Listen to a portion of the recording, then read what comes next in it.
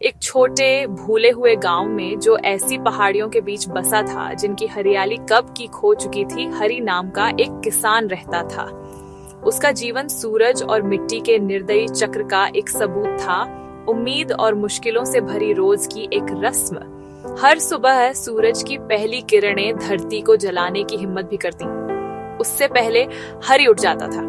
उसकी हड्डियां दशकों की मेहनत से थकी हुई विरोध करती, लेकिन उसकी पत्नी राधा का ख्याल उसे उठाता था और उसका छोटा बेटा मोहन भी।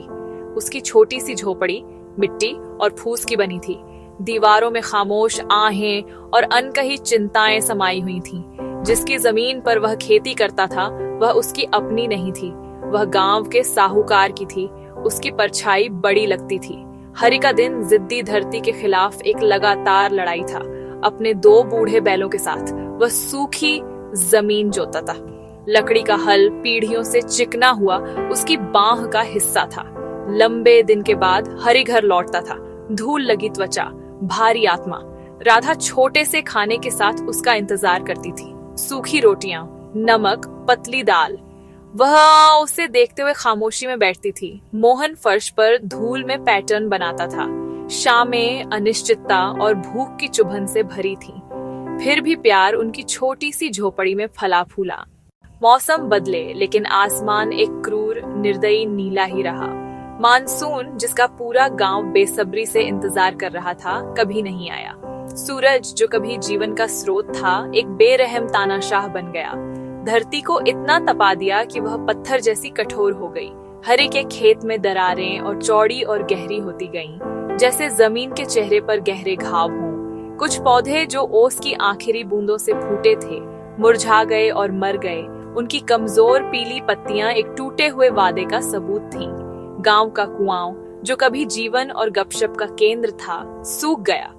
उसकी गहराई में वह खालीपन गूंज रहा था जो हर किसी के दिल में बसने लगा था। हवा धूल और निराशा से भर गई। फसलों के खराब होने के साथ ही कर्ज की पकड़ और कस गई। साहूकार, एक मोटा आदमी जिसका नाम ठाकुर था, अक्सर आने लगा। वह हरि के बंजर खेत के किनारे खड़ा होता था। उसकी आवाज में झूठी हमदर्दी टपकती थी जो उसकी शिकारी नीयत को मुश्किल से छिपा पाती थी। वह हरि को कर्ज की याद दिलाता था जो हर गुजरते दिन के साथ बढ़ता जा रहा था। हरि उसके सामने खड़ा होता था, सिर झुकाए, हाथ जोड़े हुए। शर्म और बेबसी उसे घेर लेती थी। उसके पास देने के लिए कुछ नहीं था सिवाय खोखले वादों के, ऐसे शब्द जो उसके मुंह में धूल जैसे लगते थे। पुरुष मरते हुए बरगद के पेड़ के नीचे इकट्ठा होते थे। उनके चेहरे गंभीर होते थे, उनके कंधे हार मान चुके होते थे। पानी की आखिरी बूंदों के लिए झगड़े होते थे। पड़ोसी जो कभी सब कुछ साझा करते थे, अब एक दूसरे को संदेह से देखते थे। एक शाम जब हरि अपनी झोपड़ी के बाहर बैठा था, तारों भरे लेकिन निर्दयी आसमान को घूर रहा था, उसकी असफलता का पूरा बोझ उस पर टूट पड़ा। आंसू गर्म और खामोश उसकी धूल भरी गालों पर रास्ते बनाते गए। ये एक ऐसे आदमी का खामोश बेताब रोना था जिसने अपना सब कुछ दे दिया था और बदले में कुछ नहीं पाया था। रात की खामोशी केवल उसकी दबी हुई सिसकियों से टूट रही थी। निराशा के भारी दबाव में टूटते हुए दिल की एक अकेली आवाज। राधा ने हरि को अंधेरे में अकेला बैठा पाया। उसके कंधे खामोश सिसकियों से हिल रहे थे। वह पास आकर उसके बगल में बैठ गई, उसके पीठ पर धीरे से हाथ रखा। वह बोली नहीं, क्योंकि वह जानती थी कि इतने गहरे दुख के सामने शब्द बेकार हैं। तभी छोटा मोहन, जो रात की खामोशी से जाग गया था, झोपड़ी से बाहर आया। उसने अपने पिता को, जिसे वह सबसे ताकतवर आदमी जानता था, रोते हुए देखा। यह नजारा उसके छोटे दिल में भ्रम और डर पैदा कर गया। वह पास आया और एक बच्चे की सीधी, बिना सोचे समझे सहानुभूति के साथ अपने छोटे हाथों से हरि की गर्दन को लपेट लिया। पेट, रो मत बाबा, सब ठीक हो जाएगा। उस पल में अपने बेटे को पकड़े हुए हरि ने भावनाओं का एक ऐसा जबरदस्त उभार महसूस किया जिसने उसकी सांसें रोक दी। यह अपनी कमजोरी दिखाने की शर्म और इस छोटे से लड़के के लिए अथाह प्यार का मिश्रण था जो उसे दिलासा देने की कोशिश कर रहा था। मोहन, जिसने गांव के अस्थायी स्कूल में कुछ बातें सीखी थीं, इससे पहले कि वह बंद हो जाता, उसके मन में एक विचार आया। उसने एक फटी हुई किताब में एक तस्वीर देखी थी कि रेगिस्तानी जमीन में लोग पानी कैसे इकट्ठा करते हैं। उसने अपने पिता की आस्तीन खींची। मेरी किताब में वे गहरी गड्ढे खोदते थे और रात में उन्हें पत्तों से ढक देते थे। यह एक बच्चे का साधारण अवलोकन था, उनके गांव से परे की दुनिया से ज्ञान का एक छोटा सा टुकड़ा। लेकिन हरि के लिए यह दैवीय हस्तक्षेप की फुसफुसाहट जैसा लगा।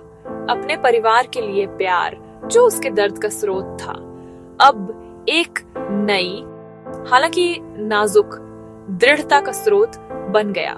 वह अपने बेटे का विचार आजमाएगा, इसलिए नहीं कि उसे विश्वास था कि यह काम करेगा, बल्कि इसलिए कि उसे अपने बेटे पर विश्वास था।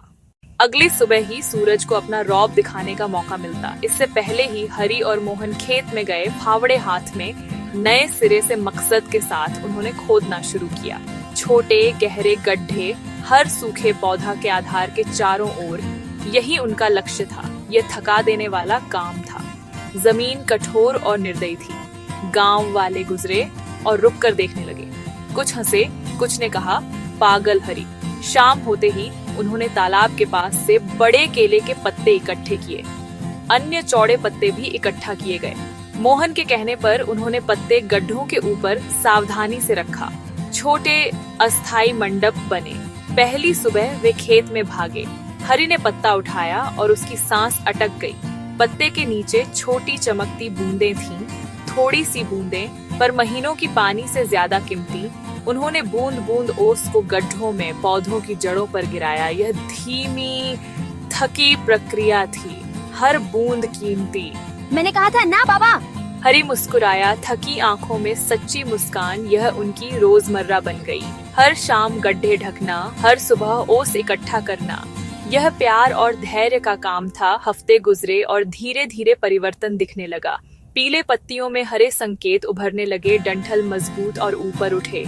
यह सूक्ष्म मगर चमत्कारी था। बूंद बूंद की फुसफुसाहट खेत में जीवन वापस ला रही थी। दूसरे किसान जिन्होंने पहले हरि का मजाक उड़ाया था, उसके खेत में हुए सूक्ष्म लेकिन स्पष्ट बदलाव को देखने लगे। हरि ने बिना किसी घमंड के अपने बेटे द्वारा सिखाई गई सरल विधि समझाई। उसने अपना ज्ञान मुफ्त में साझा किया क्योंकि वह जानता था कि उनका संघर्ष उसका अपना था। हरि की सफलता से प्रेरित होकर पूरे गांव ने एकजुट होकर काम करना शुरू कर दिया।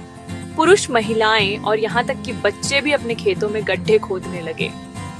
समुदाय की भावना जो सूखे से टूट गई थी, धीरे धीरे फिर से बनने लगी।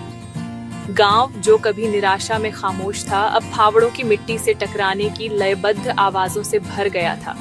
जब समय आया तो फसल बहुत अच्छी हुई, जितनी उन्होंने सपने में भी सोची थी। अन्न भंडार भर गए। उसे सर्वसम्मति से नया गांव का मुखिया चुना गया, एक पद जिसे उसने विनम्रता से स्वीकार किया। उसका जीवन इस बात का एक शक्तिशाली प्रमाण था कि साहस और कड़ी मेहनत से कोई भी मुश्किल को दूर कर सकता है और उम्मीद की फसल उगा सकता है।